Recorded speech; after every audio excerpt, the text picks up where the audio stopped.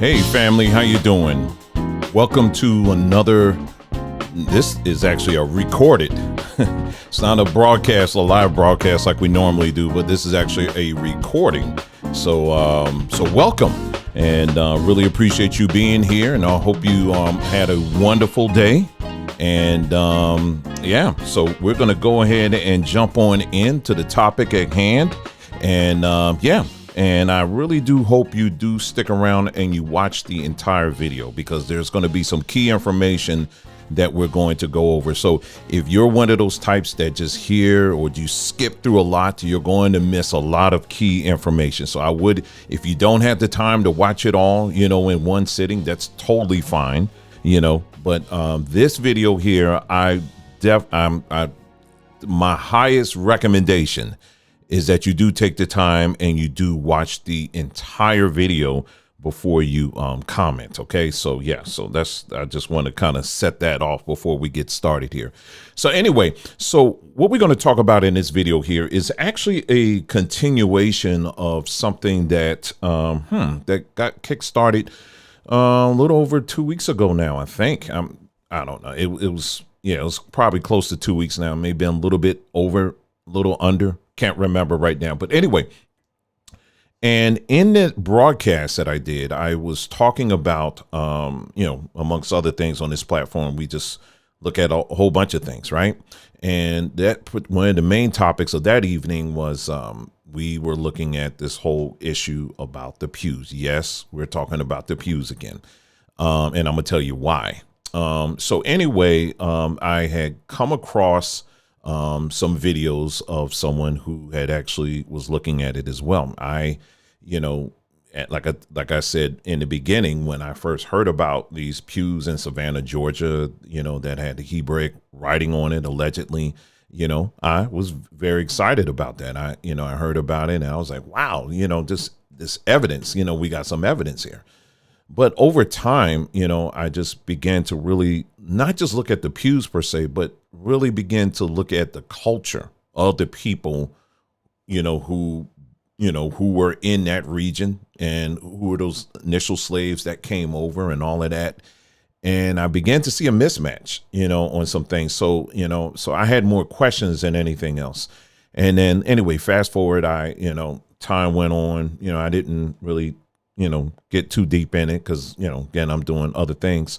And but I came across some videos of someone who actually looked at it as well, because I just was not, the videos that I did see on YouTube, they were literally talking about everything else but the actual language. That's what my interest was the actual language, and actually making sure that there was some solid confirmation that what was being said was on there. That's what I was looking for. Not all this other stuff where there was like, you can look at the videos yourself. It's like personal attacks. There was allegations. We're going to put together a petition to get someone off of YouTube. Once I started hearing all of that, I was like, okay, I'm done. I'm not getting anywhere with this. So I kind of zoned out of it. But recently, just really thinking about it again, it just, Most High just really dropped in my mind to take a second look at this. And so that's what I did. And looking at the, and as I, was doing YouTube searching, I had some videos that came up. I said, let me check these out, and check them out. And the person who, who did these videos, I thought he was very thorough. And he was, wasn't anything of a personal attack or anything like that. And I didn't see anything at all. He was just looking at the facts, and we pretty much had the same questions regarding what was being alleged to be on these pews. And so, for me, I could care less if it came out that it was Hebrew or not. I don't care. I don't, I want people to understand that I really didn't care one way or the other.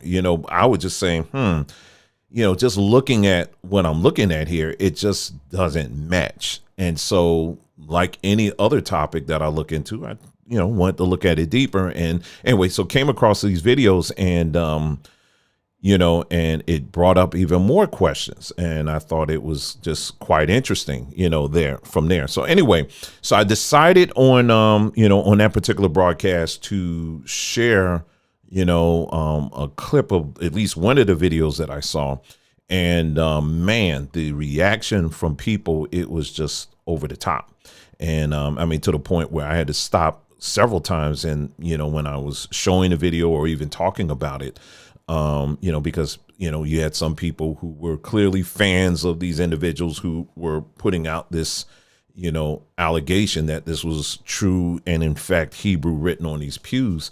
They were just getting out of hand. And I was like, okay, and we had to end up blocking, people and all of that. And that typically doesn't happen, not like that. And so I knew I hit a nerve. And so, but the thing I did not like, and I still don't like the fact that, there's this culture that has developed in Israel where we cannot, it's almost like a boundary where you cannot ask questions, or that's too many questions. Because it actually reminded me a lot of what I saw in the church. And I said, no, we're not going to do this. I'm not going to do this where I cannot ask questions. I don't care who's bringing it up. I don't care who's making the claim or not. I'm going to check it out just like anything else, just like the what we claim and the things that we talk about on this platform as it relates to, the Bantu history and the culture and all of that other stuff. I would expect people to do the same thing, to look at it, to analyze it and everything. In fact, we even encourage that. And like I said, again, we don't show little clips or excerpts of books and things like that when it comes to, we'll show for the sake of brevity sake when it comes to, if I'm doing like a slide presentation, I may show you like a clip here and there or whatever, but I will also point you to the book. And not only that, a lot of the books that I do share, I make them available for free so that you can go and look at it yourself, so that you can get the fullest context possible on the topic. You may come up with a different conclusion than I would, but it's totally fine. My main goal and objective is we want our people just to be, to be as knowledgeable about the topics that we bring to the table as possible. We don't at all claim to know it all. I'm still learning every day, just like you are, but, the things that we do learn, we want to share it, and we want to share it to its fullest capacity so that everyone can, at the end of the day, make up their own minds and make their own decisions. And so anyway, and then since then, we've actually used the opportunity, if you will, of, the clapback that was happening as a result of me just doing that video. Again, didn't say anything about someone personally, didn't say anything about someone's family, didn't say anything about, I didn't say literally anything. What we were addressing was Christianity and how Christianity was creeping in, or has already crept in within Israel. And that was what we were addressing, but not any one person on a personal level specifically. We did not do that. You can go back to the videos and you can see for yourself. We didn't do that at all. And I typically don't do that kind of stuff because, as I said in that video, I don't even know these people personally. I don't have enough information on them at that time to do anything like that. But what was being presented on a public forum was something that, like anything else, it had, what comes with that is public inspection. That's what it is. You put anything out on a public forum, you're making it available for the public to inspect it publicly. And that's what we did. And so anyway, so we went through the whole thing where, people saying, well, if you angry with your brother, you got to, you should take it privately. And I was like, no, that doesn't apply because I'm not angry with him. Again, I had people trying to make it as if it was some kind of beef or something personal, and never was that at all. I'm just looking at what was being said, and I had a difference of opinion on it. So in that video as well, what we did was, in that initial video, it wasn't just about that. What I wanted to do for the first hour and change was to actually take people down the historical path, because the bigger issue that I was addressing in that video was the fact that you have people within Israel who teach and believe that we are in fact the direct descendants of the Sephardic Jews. And anybody that follow this platform, that no, there is no, we've said this repeatedly, there is no solid historical evidence that proves that. Now, that may sell quite a bit here within quote unquote awaken Israel. But no, not in academia. You will not find anyone making that claim at all. Now, we can say that, well, there's this cabal of people who are trying to silence the truth and all that stuff. But, we can't pick and choose what information we, want to fit our narrative, so to speak. On one hand, you want to call them a cabal of evil that's withholding certain information, but yet you go to that same cabal of evil to extract and get information. You can't have it both ways. Do you understand what I'm saying? And this is what these individuals, what I was seeing that they were doing. And so anyway, so I'm trying to make sure I'm on track here. So anyway, what happened? Okay. So I'll just jump to this. So, let's just see what I almost lost my track here. I'm getting it back here. Okay.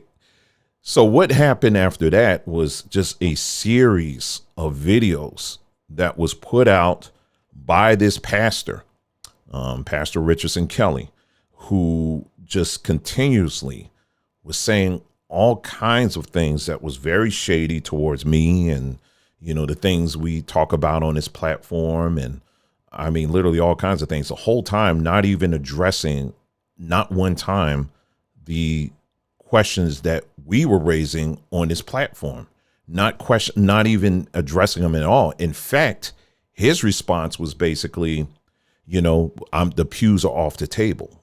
Well, no, they're not, because not only you constructed the table, but you also put the information on the table and made it public.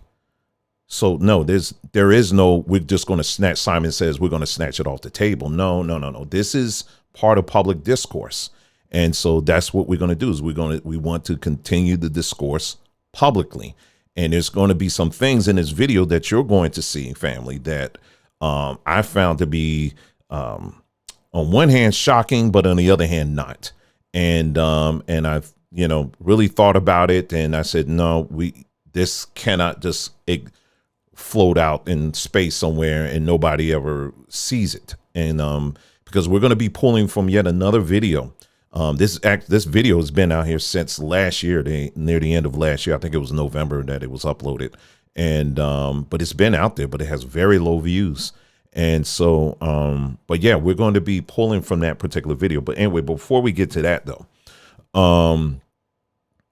what has been happening since then, and I'm gonna go back to what I was just saying, has been a series of videos that have been put out, but yet they get taken down. They get put out again, and then he takes it down.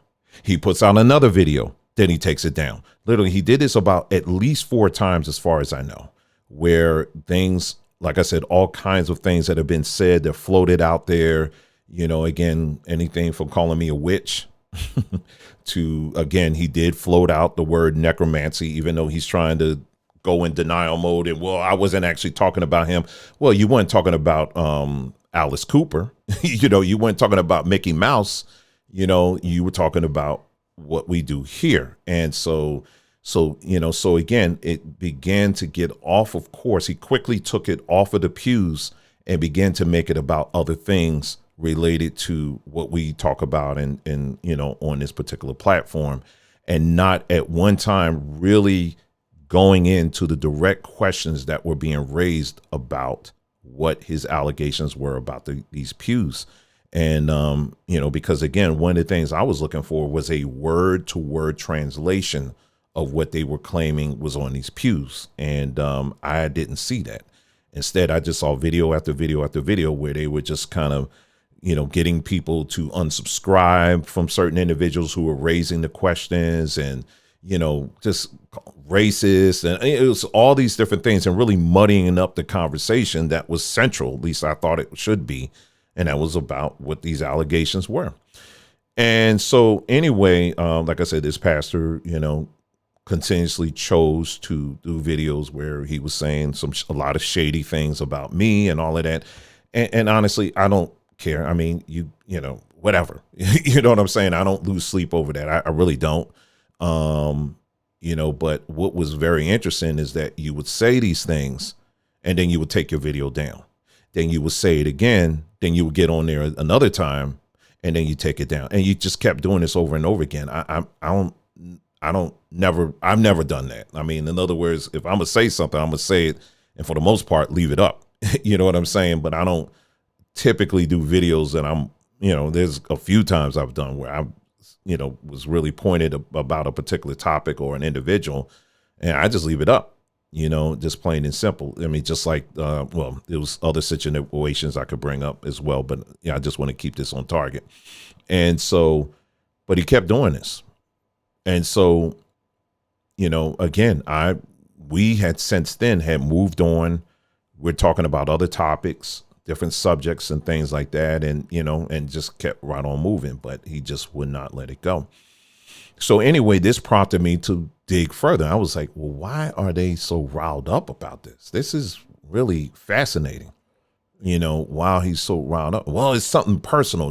This is a personal. And it never was. What are you talking about? So anyway, as you can see, it was circular. I mean, this whole thing just circle. So anyway, so let me pull up this real quick here, and I'm going to, we're going to tie it into what we're really going to be, what we're going to be discussing in this particular video here. But this is just a quick recap of, again, what we're doing on this particular platform here is, we are definitely addressing this whole issue of Christianity and the stronghold of it within Israel. Okay. And so this was a video that I did recently, pulling down the stronghold of Christianity within true Israel. Now, again, just to recap, when I say Christianity, I am talking about the system of Christianity. I am no way, shape, or form talking about the people per se. Why do I say that? Because you do have individuals who are still in the church that are very loving, very caring, and they are pursuing the Most High in the best way that they can. And they will do anything for you. So you have a lot of people within the church system that do fall in that category. However, that does not in any way, shape, or form bring any type of true righteous correction to the system. The system is still the same. It's just the same as you have good cops, right? You have police officers that, they don't go and hunt down and shoot black people all the time, and they don't dream about that kind of stuff. There are cops out there that do their job and do it well and, are respected in the community and the whole nine, but that still doesn't correct the system. The system is still evil. And so that is what we have been saying for a very long time on this platform. So in this particular video that I did, we talked just about that. We were talking about pointing out the different things. We really talked about centered around titles and how, you have individuals who really have built their character, if you will, around titles. And then, we pulled up the scripture, this one here, Ephesians chapter 4, verse 11 to 13, and he gave some apostles and some prophets and some evangelists and some pastors and teachers and for the perfecting. We went through all of that. So like I said, again, you got to go back to that video and take a look at that. And so in that video, we talked about this format where you had the pastor, and then under the pastor, you got the people of the Most High, and all this is encased in the four walls of the church or the assembly. And what I said was this, what we talked about in that video is that, and then the same thing over here, this time I just added bishop. And what we were discussing in that video is that you will not find this format anywhere in scripture. This came straight out of Rome. So we talked about that. And what we also said is this is when he says he gave some, this is kind of a general idea of what he's talking about. The prophets, the pastors, and the preachers, all that. This is kind of how it would look, something like this. Notice that no one is above the other. These are aides and these are assistants to his people. That's what these offices, I'm saying offices, this is what these gifts are for. Is to perfect his body, to help his body, not to enslave him, right? And so anyway, let me go to this scripture here. No, okay, and I'll just, like I said, this is like a quick review. John chapter 8, verse 54, Yeshua answered, if I honor myself, my honor is nothing. And so what he was saying there is, listen, I don't do that. I don't honor myself. And then when you talk about individuals who title themselves They give themselves titles, be it pastor, be it apostle, be it prophet or whatever, like Prophet John, or, Pastor Frank, and, whatever, all this stuff. All of that came out of Rome. And we did a reading out of the book, what was it? Pagan Christianity, that talks about how the bishop was supposed to be revered as, in their words, Jesus himself. And so that's what they set up. So basically, you never question the bishop. You never question the pastor. This is what was established in Rome. And we were kind of experiencing this firsthand in this whole, whatever you want to call it. And so here you have Isaiah saying himself, I don't honor myself. I don't do that. And so it goes. So and then in that video, I believe it was in that video, we then talked about, and this was all news to me because I didn't realize. I knew I had heard about this, but I didn't know it was that widespread. And that is in Bible colleges, many of them, not all, they do offer a program. If you want to get an honorary degree, you basically can pay them money and they will give it to you. They will, you pay them money and they give it to you. Now they'll tell you on their website that, hey, listen, we don't, you don't pay for it. Instead, if you want to donate, you can do that. And so that's what you have. You have people, a lot of people who do this, who have done this and have added, and it's given them the quote unquote license to add PhD or doctor or whatever to their name. People like Pastor Richardson Kelly, he did that. And so, yeah, I mean, it's there. And we actually covered that. I did not mention his name in that particular video, but both the school, the Educational Institute, and it's clear as day. And I showed on that video, that right on their page, they said, if for those who are wanting to get a PhD, basically you can send a donation along with some other things, to us. A donation, I believe it was of $500, and they will give you a degree. They will give you a PhD. Now, again, contrasting that to what the scripture says, why would anybody do that? What Isaiah himself, he said, I don't honor myself. He said that. So why would anybody do that? But he's not the only one. There's other people that do that as well. We even talked about in that video about people who call themselves or title themselves more. A more is a teacher. Let's go back to the scriptures again. Okay, let's go back to the scriptures. And this is Matthew chapter 23, verse 8 through 12. He says, but be not ye called rabbi. What is rabbi? Teacher. For one is your rabbi, even Mashiach, and all ye are brethren. And call no man your father upon the earth. For one is your Father, which is in heaven. Neither be ye called teachers.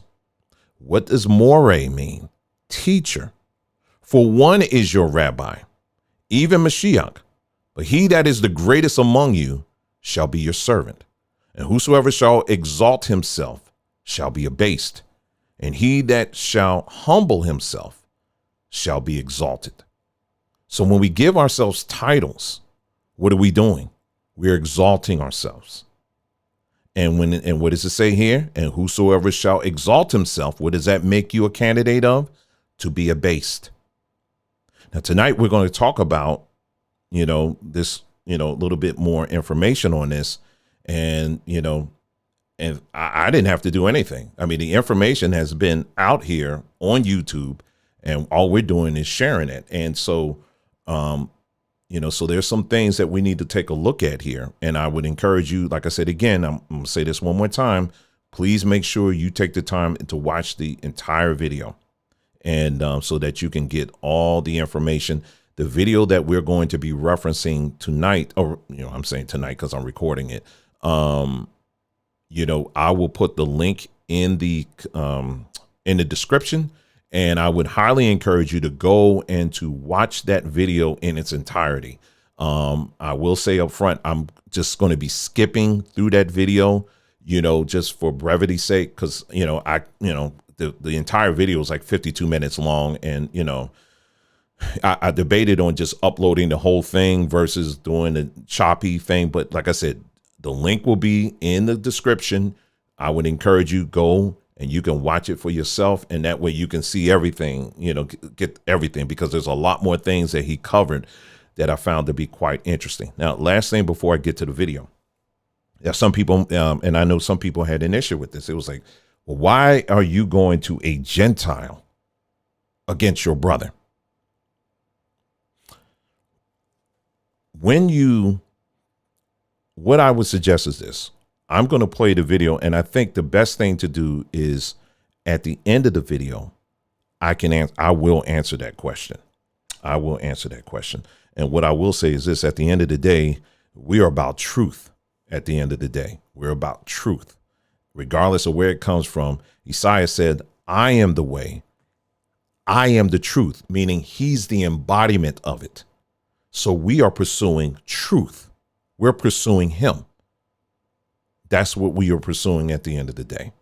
Okay. So what I'm going to do now is let me go ahead and pull this video up, and let me make sure that I have it queued up for you. And then, like I said, I will be skipping a little bit here. Let me see, get my times up here. Okay, let me go ahead and bring this video up, and we'll go ahead and I will be interjecting from time to time in this video. Okay, and so yeah, so long as you don't mind that, I think we'll be good. Okay, so let me see. Okay, so I got that together. Let's make this a little bit bigger. Oh, better yet, make my window bigger. Okay, let's get this together here for you. And yeah, I will be interjecting here. So this first clip is going to be about almost 7 minutes long. Okay. And so this is the first part. And then I'll explain somewhere either in the middle of this particular clip or at the end, or maybe even both. Okay. So let me go ahead. So let me set it up for you. So this particular clip here that we're about to show, because one of the things that this group of people, because it wasn't just Pastor Kelly, it was other people as well. They had, again, we're talking about their allegation. What they were suggesting was that there was Hebrew that was written on the side of a pew or pews within this church in this church in Savannah, Georgia. Okay, that's what they were suggesting. And so what they did was they said, we are going to, in this whole, whatever this was, like I said, it was a lot of back and forth. They had made the claim that they went to not one, but two professors that are experts in this particular area. Okay. So this first clip that you're going to watch is about one of the professors that they said that they went to, and pretty much they concluded that it was a slam dunk in what he said. And, just watch the video. And like I said, there's a lot more info that's going to be provided here. Okay. All right. Oh, actually, I got to do something with my audio again. Hold on for a second. All right, there we go. Have been putting on appealing to scholars in the ongoing discussions about the markings on the pews at First African Baptist Church in Savannah, Georgia. And if I can be frank for a moment, it seems clear that some are hoping to find a scholarly endorsement which can somehow justify ending all discussion and debate on the markings. And honestly, a significant portion of those persons seem to have never wanted discussion on the markings to have ever taken place at all. So this video will have 3 sections. The first section will be about the latest developments in the ongoing controversy over Professor David Muniz, who's a professor at the Hebrew University of Jerusalem. The second section will be on the mysterious Richard Katz, apparently believed by some to be a professor of Hebrew linguistics at Tel Aviv University. The third and final section will touch on the thoughts of a few other scholars. So let us begin with the first scholar, Professor David Muniz. For those who don't know, back on the 22nd of November, there was a panel discussion on the Boom Church Atlanta account, in which it was declared that the debate over the markings on the pews was now over, because a scholar of Solitreo, David Muniz, had confirmed that a complex Hebrew sentence in the Solitreo script appeared on one of the pews. When others emailed Professor Bunis, however, it turned out that the Boom Church panel discussion had badly misrepresented his actual positions. He did not think that any Solitreo appeared on the pews, and he could not discern any coherent sentence therein. Since that time, two members of that panel discussion, William Brown and Kelly Richardson, have been offering up speculations that Professor Bunis was actually bullied and threatened into changing his position. And the followers or supporters or fans of Brown and Richardson have been repeating those claims in various comments around social media. To illustrate this, permit me to show a few clips in which these claims are made and also put on the screen a couple of comments from their supporters. Exactly. And then, they don't want to talk about how they bullied the professor. They don't want to talk about how they bullied the professor. So they bullied the professor by bringing to him Black Hebrew Israelites or moderate Hebrew Israelites. And so these are some of the things that I think that was bombarding his email. And he's like, I don't want to, and ain't no telling.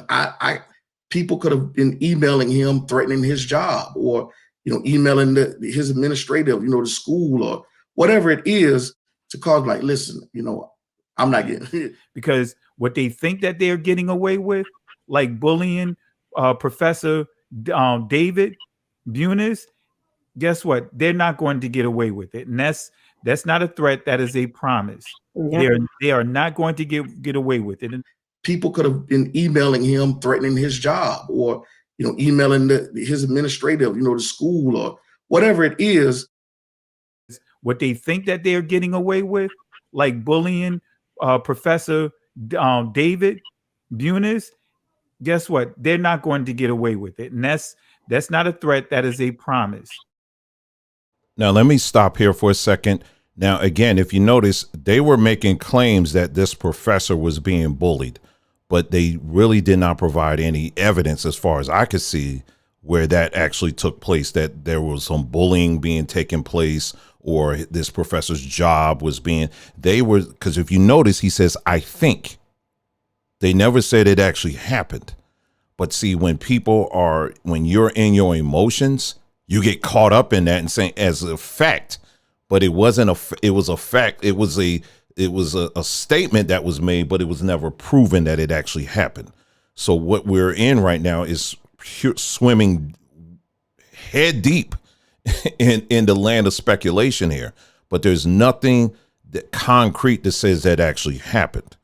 See, we have to be accurate about these things. We're going to talk about, these different things. We can speculate a whole lot. You understand? But at the same time, we have to make sure that what we say, even if it's someone we disagree with, we have to make sure that there's the factual evidence that we can put out saying that this has in fact happened. And from what I can see, what I've seen, that it was not the case. There was a lot of speculation. Let me go ahead and continue. Back on December 7th, in an attempt to illustrate this alleged bullying that supposedly caused David Bunis's alleged shift in position, Kelly Richardson showed an email from a person who had reached out to Bunis for clarification and had mentioned Hebrew Israelites in his email. From there, Richardson has leapt to the conclusion that myself and others were involved in a campaign to turn Bunis away from his original position, in part by bringing Hebrew Israelites up. The reality, however, is that I do not know the man who wrote that email, which Richardson considered so outrageous and so egregious. Now, I have no connection to him, but I'm not saying that to cast aspersions on the man. Rather, I'm simply clarifying the fact of the matter. I'll put here on the screen the email that I wrote to Professor Bunis. Those who are interested can pause the video and read it at their leisure, though perhaps that might be easier on a laptop or desktop than on a mobile device. But the salient point to be gleaned from the email that I sent him is that I never mentioned Hebrew Israelites in my email, as I see that as irrelevant to the topic. In fact, I'm the one who has a video arguing that all this stuff about who is or is not an Israelite is irrelevant to the discussion on whether discernible language appears on the pews. And so, too, when I appeared on Berean TV back on November 15th, I repeatedly argued that we need to separate out the lineage claims from the language questions. So if you notice, again, what he's saying is, and this is the same position I am, I'm not going to get, right now, the topic that they initially set up was the pews themselves. It was about the pews and the writing that they alleged that was on it. So that is exactly where I was as far as connecting that. What they did was they came out with this allegation that these pews, in fact, have Hebrew on it, and then want to connect our lineage to it as well as like a package deal, if you understand what I'm saying. So that's why people are so emotionally invested in it that, yes, this is it. So it wasn't an issue of looking at this as a singular artifact. Instead, what it was being positioned as is, if anybody questions this, you're not just questioning the artifact, but you're also questioning the lineage that you're saying is attached to it. Do you understand what I'm saying? So that's why there was such a big defense, from what I'm seeing, again, a push against it. And again, they're alleging that, this guy here, Abu, was being very disrespectful. He said, I have looked at his video. I haven't seen any of that. Now, if they have some communication where he was racist and all of that, then I would challenge these individuals to put it up on screen, make it public. Don't allege it. Don't say that this is what was happening. Put it up on the screen and show where this individual was being very disrespectful towards Hebrews in general. Now, he's a skeptic when it comes to, our claim that we are the people, but a skeptic doesn't necessarily mean an enemy. You understand what I'm saying? And that's where they're trying to frame this, that anybody that's a skeptic is an enemy. There's plenty of Nicodemus was a skeptic. You know what I mean? You can look at different ones. There's other ones that throughout scripture that were skeptics. You understand what I'm saying? But that doesn't necessarily categorize them as an enemy. These are just people who have questions that really demand a straight answer. And from what I've seen, I have not seen any straight answers as it pertains to this. But it is just getting started, family, because this thing goes a lot deeper. All right, let's continue on with the video. Well, one thing I would say is that I've been on this subject for about a year now, and I've always preferred that questions of lineage be separated from questions of language, especially when discussing them with Israelites, because they become so contentious and so imbued with emotion that it winds up locking up the discussion. So, for example, even fairly recently, when you had both Pastor Kelly Richardson and Vocab Malone on, Vocab offered to discuss the pews with Kelly Richardson, and Kelly Richardson interpreted it as an attack on his identity claim. Yeah. And Vocab held up that paper sign that said it's about language, not lineage. What Vocab was trying to convey, and I agree with him here, is that we should separate the question of language and lineage. And the way I would put it is this: I don't claim to speak on anyone's lineage across millennia, but if, hypothetically speaking, I concluded that Pastor Kelly Richardson was an Israelite, or that people who built that church were Israelites, that still would not convince me that there is Hebrew on those pews. Those are two very different subjects, lineage and language. Like you said earlier, emotions run high when we're dealing with this. Yes, which is why I would prefer that we separate out the lineage claims from the language claims, because I honestly believe that even if, hypothetically speaking, we accepted the lineage claims, they're not going to change our positions on the language. A person can believe whatever they want to believe about the lineages of people and still hold that, for example, that Hebrew doesn't appear on those pews. I think they're two very different questions, and that's why I feel they should be put aside. And also, I want to reiterate that I don't think we should be impugning anyone's motivations. It's unhelpful to accuse people of having dark motives. It would be better just to look at the markings on the pews and examine that. I have to agree with that 100%. Great. But I think that we should focus on arguments, not persons. And so, and that's why I said, if anyone wants to make a case, I invite them to make the case. I'm interested in seeing their methodology. I'm interested in seeing their argument, but I want them to look at the markings themselves. Let's focus on the markings and forget about all this talk about lineage or motivations or who you hang out with, etc. There you go. So I'll just finish. I'll stop it there for now. And then he goes into some other things there. But I think what he goes in at that point there, let me kind of scroll through here. But you heard what he was saying as it relates to this, what his focus is on is the pews themselves. Now, family, I, on this platform, have a track record when it comes to just sticking to the history itself. That's what I'm sticking to, is just if someone makes a claim, about, whatever is something historical, we're going to investigate it. We're going to look into it. And if it's something that comes out where it's legitimate, then hallelujah, all praises to the Most High for it. But if not, we just toss it and maybe we put it somewhere else and maybe it'll prove right later on. And but in this particular case here, the claim that these pews was something that was had Hebrew on it and all of that, it just, for me personally, with Abu or not, I had my own questions about it, and it just did not jive up for what I knew, because for that to be true, what we're also saying is that these slaves, or these Africans that came over as slaves, they they understood how to write and how to speak Hebrew. And there's no solid evidence that was anything widespread. Again, in that initial video that I did, I talked about how there were cases where you had Sephardic Jews who participated in the slave trade. They pushed majority of their slaves, of course, into Christianity because they were conservos,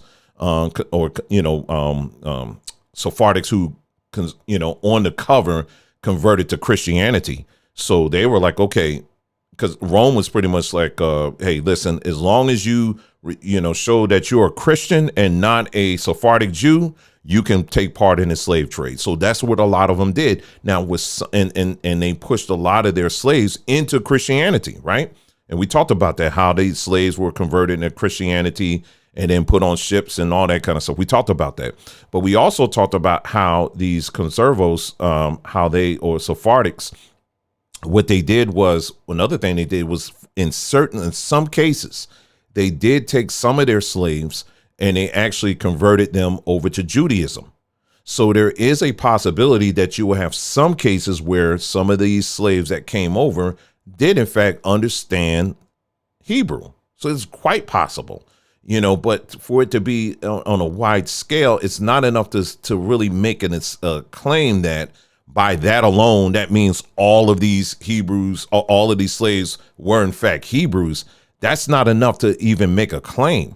And it goes the same way. Like you had slaves that came over here that knew Arabic, or other languages. So, you have to look at the whole picture. You can't just look at pews and that's it. There's a whole picture you have to look at. And so that's what, for me, I wanted to stick to the actual claim. I didn't care about all this. I wanted to speak to that. And so anyway, let me skip over to this other section here. And now he's going into, okay, so in this section here, and like I said, I would encourage you, watch the entire video because there's a lot of information. See, here's the thing.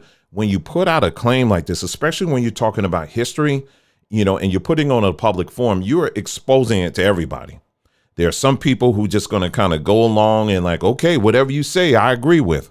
But then you're going to have some people who are just like, I'm going to look at and inspect every detail on what you're saying because I want to make sure this is right. We get people like that all the time. And there's nothing wrong with it. That's why it's placed there in a public forum in the first place. Like he said, we don't care about, you want to get into speculate people's motives for doing all that stuff. But there are times, yes, some people have some devious motives. And in some cases, that's not the case at all. These are just people who are legitimately just asking questions. And that's what I believe here in this particular case here. But anyway, let me scroll on to marker. Let me see here. This is, I'm at time marker 2713 in this particular video. Now, this is where it really gets interesting here, family. Okay, so if you made it this far, you definitely want to pay close attention to what's about to be shared here, because this part is really what convinced me to say, you know what, this is enough. This is insane. Okay, so you had this the professor in that first part. His last name is Bunnis. Hope I'm saying that right. And this is a professor that they were saying that pretty much concluded that this writing that was on the pews was in fact Solitero, or Hebrew cursive. And he shows later on that the professor made it clear. He was like, no, I did not say that. I'm not suggesting that at all, that it's what you're saying, and so that's, so the professor came back and said, no, I'm not saying that. Again, that's covered in this video, and I would encourage you to watch the entire video. And so anyway, so now we move on to this other professor that this whole crew put together. And this is Professor Katz. Professor Katz. And on their videos, they show that Professor Katz is from Tel Aviv. And the only Tel Aviv I know is in Israel. So they went to this Professor Katz of Tel Aviv to be the second, quote unquote, confirmation, if you will, saying that what's on these pews is absolutely 100% correct. Now, this part here, I'm starting at time marker 27:13, and I'm going to let it run for a little bit. Again, just like I did with the other clips, I'll probably stop from time to time if I need to explain something to make it clear. And I need to do that because, again, if I would have played it all the way out, I wouldn't have to do that. But anyway, let's go ahead and play this video. And we had noticed before that while they did not share Katz's full mail address, his full email address, what they did show revealed that the portion before the arroba or the at symbol was not some permutation of his name, as is typically the case with academics' emails, the emails of professors. Rather, it was the phrase Hebrew language. And whatever the domain was, it was a .com, not a .edu. Now, admittedly, there's nothing impossible about that. An academic can have a private email separate from the one his university provides him with, but it is at least a bit curious. In a vacuum, it's nothing, but against the backdrop of the various other curiosities, it becomes a bit more interesting. Now, if I can segue for a moment, I want to note that in his coverage of the controversy over the email sent to Bunis, Kelly Richardson declared on more than one occasion that Bunis, in his reply to the relevant author whom Richardson had focused on, that Bunis had also BCC'd or blind copied me. Now, that's not quite accurate. He did not blind copy or BCC me. Rather, he copied or CC'd me. And so, too, he copied William Brown. The reason why I went on this segue now is because when Brown replied to all, he copied me as well, which would have been impossible were I blind copied. As a result, I received an email from Brown. And what I received was his reply to Bunis and the man who had mentioned his students with Israelite leanings. With that in mind, we decided to run an experiment. While we didn't know Katz's email address, we guessed that if it was, actually Brown writing these emails, then it might be a hastily thrown together email address. And working with that hypothesis, we thought that as Brown uses Yahoo for his own main email account, he might have likewise created a Yahoo account for his Katz persona, if that is, he was the author of Katz's emails. So I sent an email to HebrewLanguage@yahoo.com. Now, and immediately after that, I posted an admittedly cheeky Facebook post showing a screenshot of the email I sent, which included a garbage or non-existent email address, which I blind copied. And I'll share a link to that Facebook post in the video description. Now, the point was to convey and record that we were anticipating that a reply from Katz might show features similar to the email I received from Brown. But so too, another point of BCCing the garbage or non-existent email address was that I should immediately get a bounced back error message saying that email did not exist. But if we did get that, yet we didn't get a corresponding bounce back, error message for the Yahoo account, we would know that a HebrewLanguage@yahoo.com email address did in fact exist. Sure enough, what we, sent the BCC to got a bounce back, but the Yahoo account did not. So we knew that the Yahoo account did exist. HebrewLanguage@yahoo.com was a real email address. That said, here's the email that I sent to that Yahoo account. Quote, "Greetings. Are you Richard Katz? I recently saw a video about a professor named Richard Katz who had analyzed some pictures of markings on church pews from Georgia and concluded that discernible Hebrew was found therein. If that was you, might I ask some questions about that? Sincerely, AA." End quote. And then there's a footnote at the end linking to the relevant video showing the email. Much to our glee, we received a reply from that email address. However, before I read that email, I want to return briefly to this previously mentioned YouTube community post from Brown. I want to look at this YouTube community post just so you can get a bit more of a sense of Brown's writing style and to take that with you into the look at the reply we received from Richard Katz. So starting with the second sentence at the end of the first line, the YouTube community post reads as follows, quote, "See, for us, this has always been about our family and the church history, and this isn't a debate. For us, this is about bringing a resolution to all who need it," end quote. Notice the portion which reads, "For us, this is about bringing a resolution," end quote, is that portion is presumably a new thought. It could have been its own sentence. At the very least, it should have been preceded by some sort of punctuation. Now, as a disclaimer, this is not intended to disparage Brown's writing style. Now, let me stop here for a second, because in case I got a few of you rolling your eyes, all of this that he's sharing is very relevant. Because again, now, just like when I come up on screen or, whatever, you have people who are very detailed. Now, you may not be detailed, but there are many people out here who do look for different things like that. You may say, well, he just fishing. He just trying to find something or whatever. Well, if you keep watching, you're going to see that he did find something. Keep watching. Rather, only to give you a sense of how he writes. Aside from that, listen to this next sentence, which starts in the middle of the fifth line of this YouTube community post.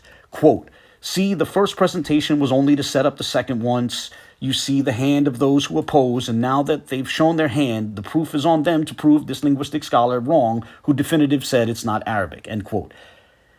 It's a bit of a, how can I put this? It's a long sentence. It's somewhat of a cumbersome sentence. It's the most polite way I can put it.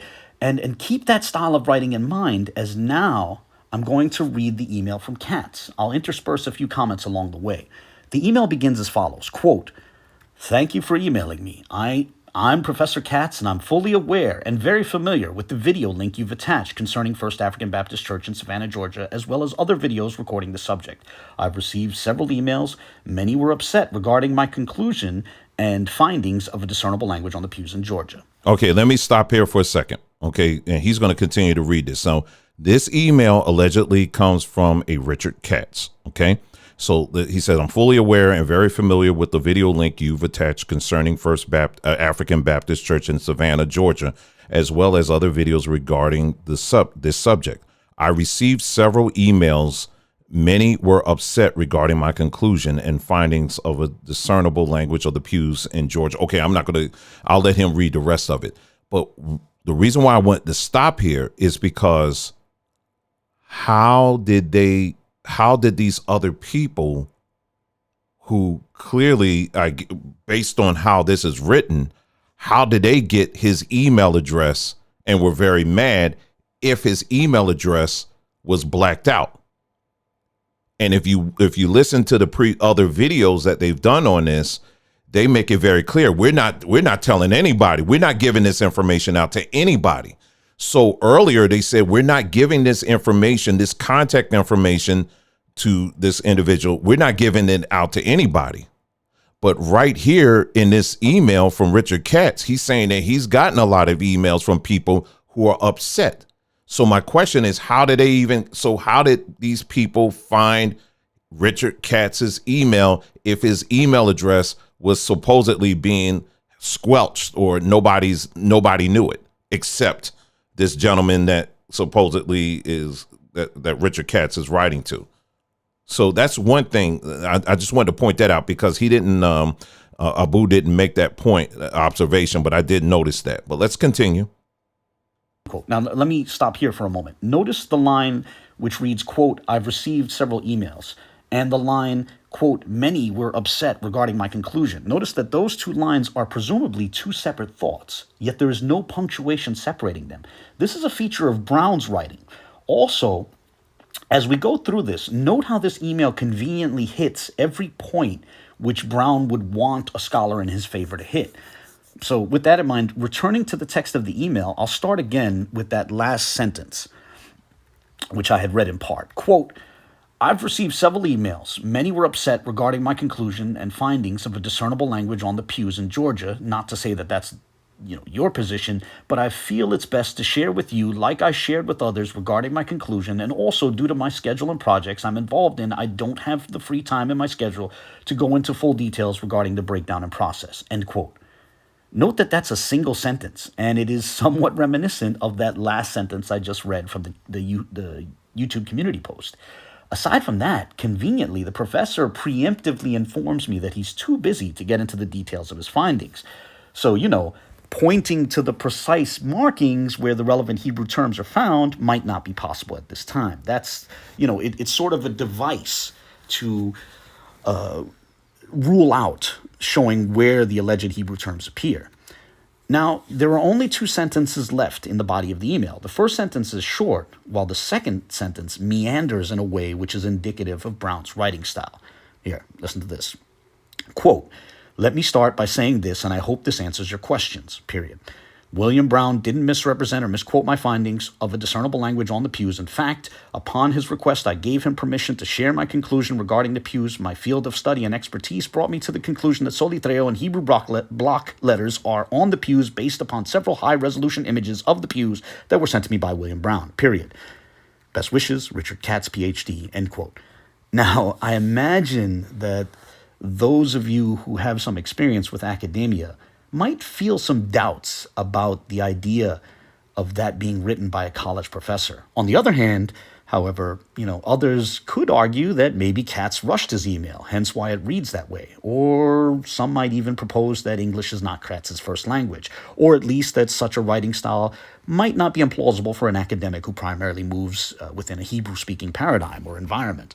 So we can just say that the form is another one of those curiosities. There's a lot of similarities between the way Brown writes and Richard Katz writes. But putting that, all before us and letting that sit in the backdrop, now I'd like to share what I consider the most significant piece of evidence.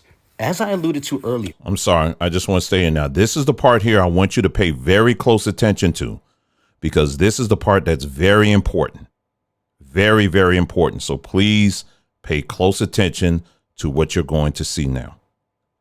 When Brown replied to both Bunis and the man who had written to Bunis mentioning Israelites, Brown also copied me. On your screen is that email from December 3rd.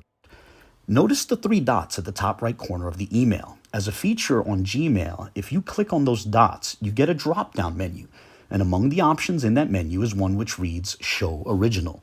When you click on that, you receive more data about the email.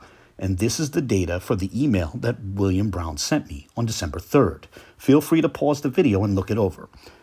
Now, here's the email which Richard Katz sent me on December 16th, so 13 days later. Once again, I can click the 3 dots at the top right corner and get the drop-down menu and choose the option which reads Show Original. And here's the relevant data for the email which Katz sent me. Now, we can put the 2 results side by side for a comparison. First, note the SPF IPs are identical. Now, as this is part of a sender policy framework, the relevant IP address reflects that both messages were sent via Yahoo. It pertains to a Yahoo server, one of many Yahoo servers. However, it is highly unlikely that 2 people in different continents would wind up with the exact same IP across all 4 sets of numbers. Okay, so let me stop there because I want to make sure people get this very, very well. Okay, get it. Okay, so this email to the left was one that was sent by William Brown. Okay, and it was sent to, and it shows you to David Bunis. Okay, and this is the IP address. Okay, this is the IP address. So this is one that came, and again, this is and the reason and how Abu was able to get this is because he was copied on it. He was CC'd on it. Okay. And so that's how he got the email. So this is straight from Google. Okay. This ain't something photoshopped or anything like that. This is literally straight from Google. And so he just showed you that. And so notice right here, like he said, look at the IP address. The IP address on this one is right here. You can see it right there, right? 74.6.131.124. Now, this email address, or rather this email to your right, came from Richard Katz. Richard Katz, according to them, is in Tel Aviv, Israel. Look at the IP address, 74.6.131.124. Now, why is this significant?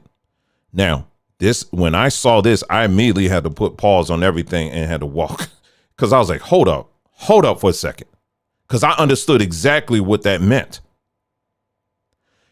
So what you're looking at is this. See, Yahoo, like Google or any other really, really, really, really large network, they don't have one server. Okay, so when you are dealing with Google or you're dealing with YouTube or whomever, they don't have one server. They got a lot of them. They got hundreds of them. They may even have thousands of them. They have a lot of servers all over the world, I mean, you've heard of like Google, for example, how they have server farms, like literally whole warehouses full of nothing but servers. So there's a whole lot of them. I want you to understand that. So the possibility that someone in Georgia is accessing the same exact mail server as someone in Tel Aviv, Israel, it's not impossible, but you don't see that happening.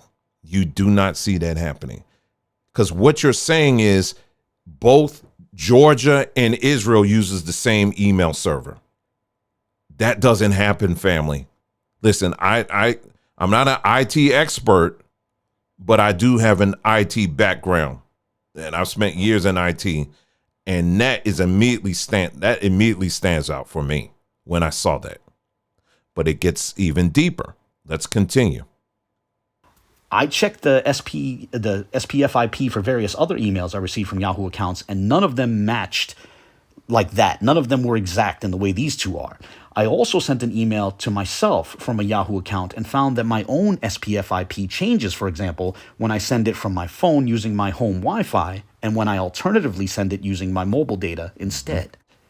It's not impossible for these two people to have the same SPF IP, but as I said, it's highly unlikely. And moving on from that, notice that both Brown and Katz wrote from the same device, apparently a Samsung Galaxy using the Android 9 operating system. Okay, so let's stop here because I want you to make sure you see this. So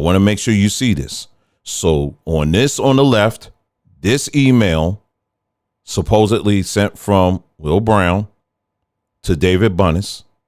We just pointed out that you have it. This is the IP address here.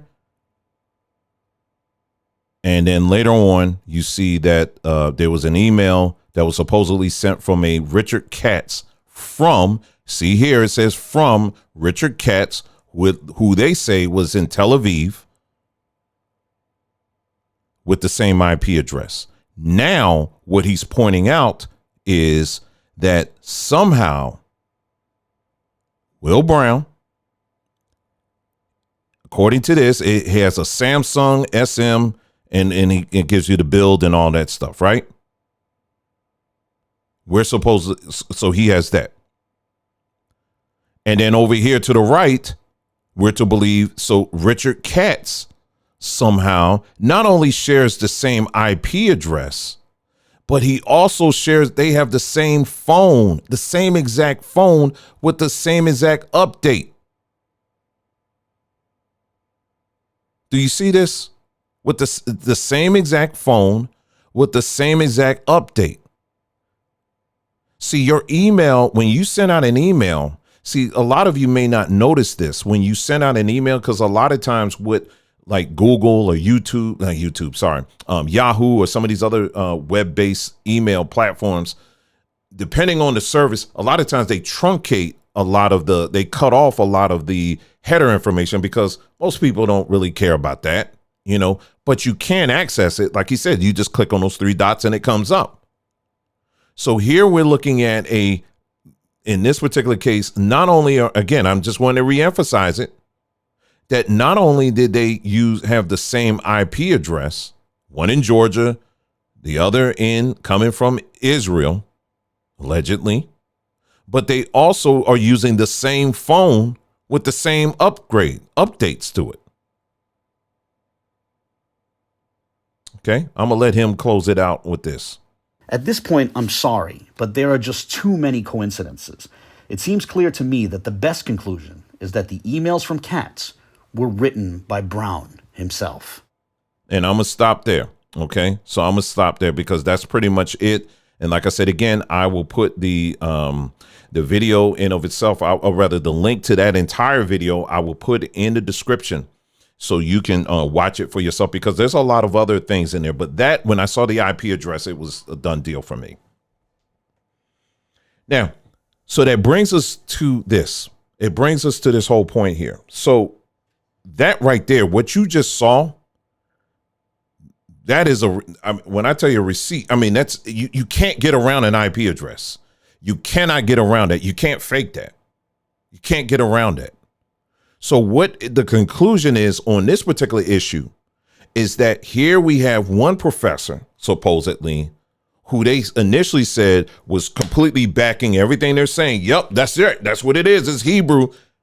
And then only for him to kind of walk it back later on. So that was the first professor, Bunnis. Then this second one, who they said was coming out of Tel Aviv, go to their videos and it's there. If they're still up, they may have taken them down. I don't know. But go to the videos and they say Tel Aviv. These emails or whatever that were written, it was Tel Aviv. This second guy, not only are they using the same IP address, email address, which is really very close to impossible for that to happen. Again, you got one person in Georgia, the other person in Israel. They are not going to share the same email address, IP address. It doesn't happen. I'm telling you, that doesn't happen. But it goes even further. They're on the same phone. So what's the conclusion here? The conclusion is that somebody's lying. And this is just it right here. And we just saw it right here. We're seeing it. So my question is, for you, for you, the viewer, why do we have to embellish what we say is the truth? Why do we have to do that? Why do we have to make things up? Because that's exactly what happened here. Why would we have to do that? Well, the answer is simple. We don't. We don't have to do that. And for someone, so to answer the question that I asked, that I kind of threw out in the beginning, man, why are you going to the heathens, or why are you going to the Gentiles, or whatever you want to call them, to do this, man? Why are you going to do this? You know why? I'm going to tell you this. And this is what I believe the Most High is saying. Well, I know he's saying this. He's saying this, that he gave these individuals time to get it right. This video that you just saw, the clips that you just saw, this video has been up since December the 20th of last year.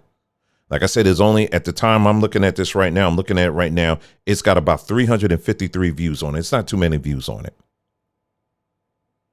So you can pretty much say that a good chunk of Israel hasn't seen this. But they were given allotted time, I believe, by the Most High to get this right, to come clean on this. And you didn't. And so now what's happening is that now the Most High is revisiting this. And now you're being exposed for what it is. Now it's being exposed for what it is. You were given time to get this story right. And now you're being exposed fully. But I'm not really fully, because there's a lot more that is going to be exposed. I'm not saying it's going to be me. The Most High is going to do that at his own time of choosing, and when and who he's going to use. If he uses anybody, he might just do it himself. But what we're talking about here is a straight up, unadulterated lie to the people of the Most High. Now, I ask you, for those that say, well, why are you going to your brother? That is let me show you the scripture here. Let me go to the scripture here, because this is going to answer, another question here. Okay, so this is Romans chapter 8, verse 9. But ye are not in the flesh, but in the Ruach, if so be that the Ruach Elohim dwell in you. Now, if any man have not the Spirit or the Ruach Mashiach, he is not his. That's what the word says. So let me ask you this. Would the Most High, would his son do something like this? The answer is no. So this action is not reflected of or representative of the Spirit of Yeshua. It's not reflected of it at all. And so by this scripture, he's saying that he is not any of his, plain and simple. Family, the reason why I wanted to take time and do this video is this, because this ties perfectly within the whole series that we've been doing, Rome Never Forgot the Hebrews. This goes back even further than Rome, quite honestly. Because you see that the Pharisees and the Sadducees, they had an arrangement with the Roman soldiers, did they not? They had an arrangement with the soldiers. So they had incentive to keep things packed in, status quo, and to even lie at times and make things up to maintain the status quo when Isaiah came on the picture. So when we talk about Rome Never Forgot the Hebrews, it goes all the way back to there, quite honestly. But then you fast forward to where we pick up Rome Never Forgot the Hebrews, you will see consistently over and over and over and over and over again how this church, this system called church that was birthed out of Rome, has consistently pulled stunts like this when it comes to who we are as a people. Making things up, taking this out, exaggerating, all this other stuff. If you ask a question, you get hammered. You get, basically, we're going to go after your character. We're going to do this. We're going to do that. We're going to do all this other stuff. But the central questions are never answered, and they never will be. This is what we have just witnessed here, and what we just seen in this video here is literally an ongoing example of why we as Israel should have nothing to do with Christianity at all. Because we can look at our history, and we may have some Christians that are looking at this, at this particular video and say, well, man, that's a big jump. Now you're saying all Christianity. I'm relating it to our history as the ones that came over by ships to this country as slaves. The way we were brought into it. You may not have been brought into it that way, but the way we were brought into it from day one, it was all built on lies. The way we were brought into it. I can't speak for your experience, but I can certainly speak for ours. And everything from, things being left out of the Bible, things being excerpted and all this stuff, all these things as it relates to our own history and culture. We talk about the slave Bible and all of that, and how they left things out and all of that stuff. This is all Rome. All of this is Rome all day. So when it comes to this stuff here, where we literally have people making professors up, misrepresenting what the one that they did manage to get, misrepresenting what he said. That is not the spirit of Yeshua.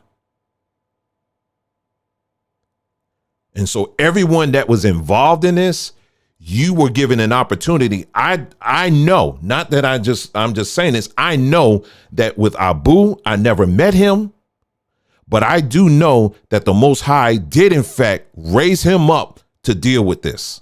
I do believe that. Because at that time, with all the talkers, there was not one person in Israel that was willing enough, that saw this mess here. They saw it, but said nothing. Instead, you backed away. You got quiet. You took part in that conspiracy to keep silent. Oh, we ain't gonna talk about that. Let's make some noise over here. Let's talk about this. Well, let's talk about this over here. Hey, look over here, y'all. No. Look over here. Don't listen to him. He's a racist. Unsubscribe from him. Go ahead. You did all of that noise, but you knew this right here was straight up. You can't get around this. You knew right here that this stuff was straight up, and you had lied to the people of the Most High. This is straight up deception over our history. Why would anybody want to do this?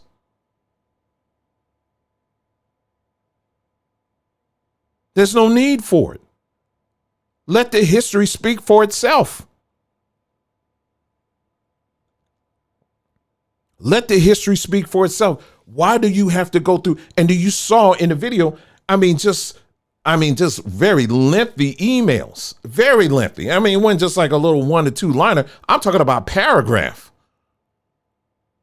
of, him just saying all this stuff. And then we find out, you look at the data, it all came from the same person in Georgia. So you can't get around this, family. I'm telling you right now, get out of your emotions. And I'm telling you, when you look at the actual facts of this particular thing here, you can't get around that. You can't. And I'm telling you, as someone that's been in IT, there are some tricks you can do with IP addresses. But this, I'm telling you right now, that ain't it. that wasn't no trick at all. You saw right there and then. You can't, there's certain things you can't do that. Because if you did try something, Google will pick that out real quick. Your email probably wouldn't even go through if you were screwing around with that.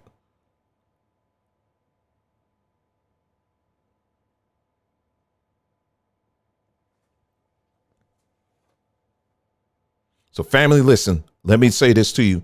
I know what my purpose is here in Israel.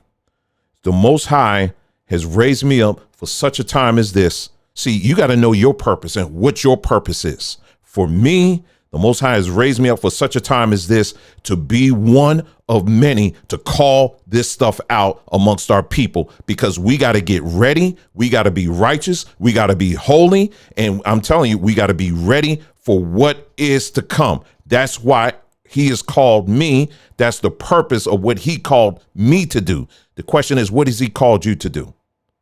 To maintain the status quo? To keep a culture of silence? To say, hey, bro, we gotta stick to the code. We gotta be on code. What code are you talking about? What code are you talking about? A code that is saying that this is okay to lie to our people? That code? No, I'm not part of that. And I'm not going to be part of that. And all these individuals who are part of this, I'm telling you right now, you better be careful. And the Most High is revisiting you. He's revisiting this. As much as you may not stand me, as much as you may hate my guts for doing this, it ain't me that you're hating. It's the Most High. He's the one that brought this back up. He brought this up. And he's putting it right back in your face. Because, see, he's not going to allow any harm come to his people, to his sheep. He's not going to allow that to happen. Even if it's the sheep itself. If the sheep themselves are doing something that's causing a disruption amongst the sheep, don't you think he was going to jack them up? He's going to pull them out. He's going to toss them out. The Most High gave you an opportunity. He gave you months to get this right. When this stuff came out, when Abu put this out on YouTube for everyone to see, and the grace was not a lot of people saw it. You had full opportunity to get this right, and you chose not to. Instead, you kept burying it and kept burying it and kept shifting the blame and going here and looking over there. Hey, everybody, look over there. And you didn't deal with it. Now the Most High is bringing it back up.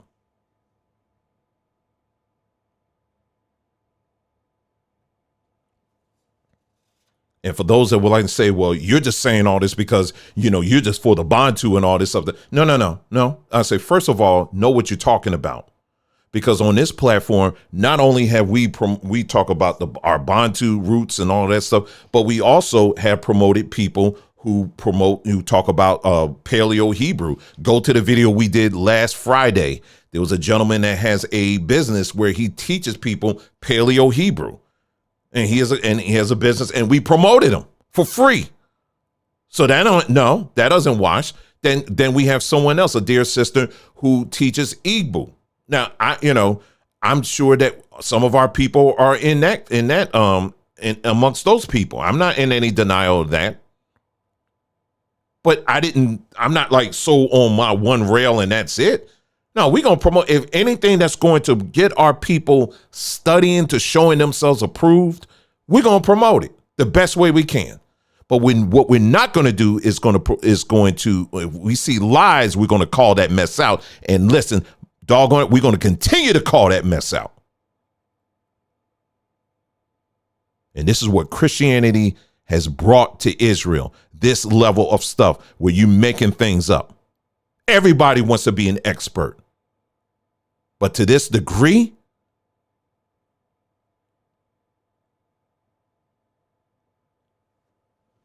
I'm telling you right now, the Most High is not pleased. I'm telling you right now, you better mind yourself. I'm telling you, because you people who are involved in this, you are being warned by the Most High now. You got to get it right. You better get it right. I'm not going to be the one. I'm not pronouncing any curse on you. I don't have the authority to do that. That is only belongs to the Most High. But what I do is I'm turning you over to him. And may he deal with it righteously, and he will. But this stuff here, this stinks to high heaven. If the Most High will raise up a donkey to address his own people, and it was a Balaam on the donkey. If he will get the donkey to speak out, he'll raise up anybody that's going to tell the truth. You think he's just waiting for you to get it right, Israel? No. He's going to raise up folk that's going to tell the truth, that's going to tell his word. He said, if you don't praise me, guess what? The rocks will. The rocks are going to do it.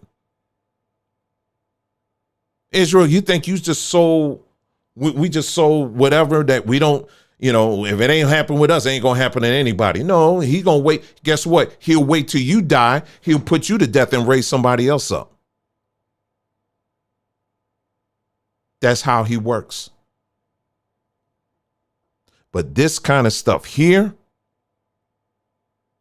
all day and all night, by the grace of the Almighty, we're going to continue to call this stuff out, because this stuff ain't right. This is not right. You can, in the best that some of these individuals can do right now, they're going to go back like they've been doing. Well, in this video back 2 years ago, he said that. That's all you can do. But you can't stay on the fact. You can't stay on the point. You can't. And now you got to address this. Now you got to address, why did you think that it was a great idea for you to invent a professor that doesn't exist? That's a lie. And you're deceiving his people. That's what you're doing. You're deceiving his people. And if you're deceiving his people, you know who your father is.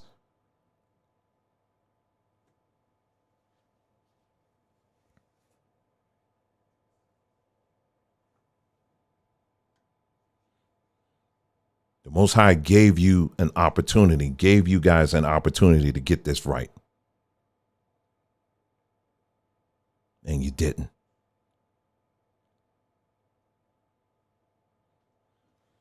I mean,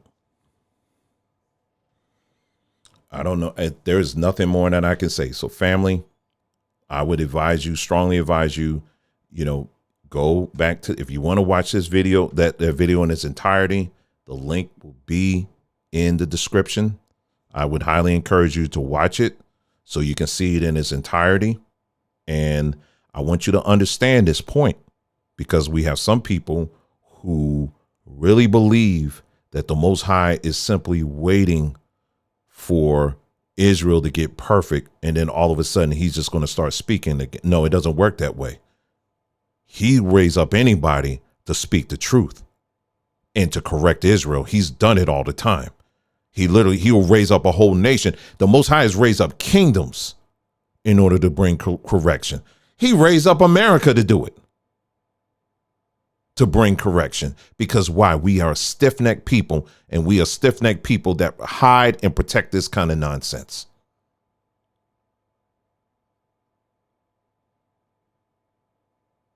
So for those that watching this and you're just, well, I just can't take it anymore, and I just have to unsubscribe, then by all means, please do that.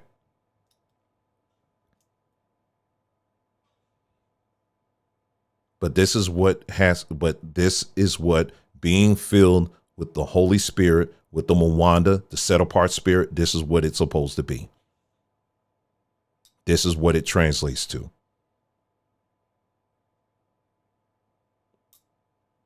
It means that judgment is brought, and you are in a place. We said it's judgment and a burning. When you look at what the Holy Spirit, they said with the Holy Ghost and with fire, and that goes back into the Old Testament where it talks about what that really means. It's judgment and burning. Judgment must begin in the house of Yah. That's where it begins. We can't just talk about it, family.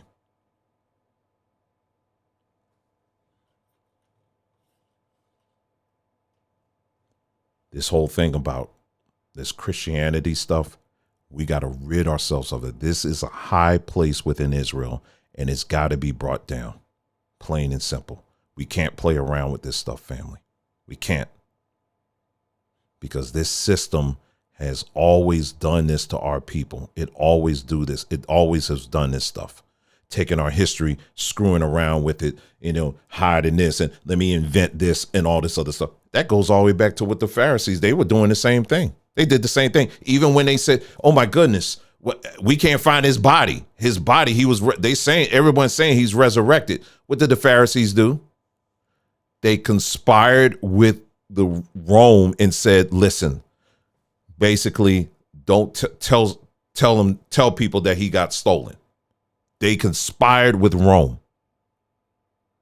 That's what they did.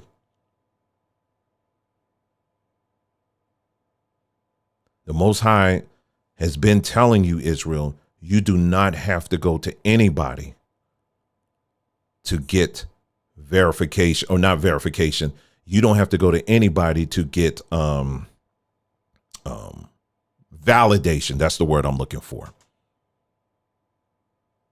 Our validation, first and foremost, comes from him, number one.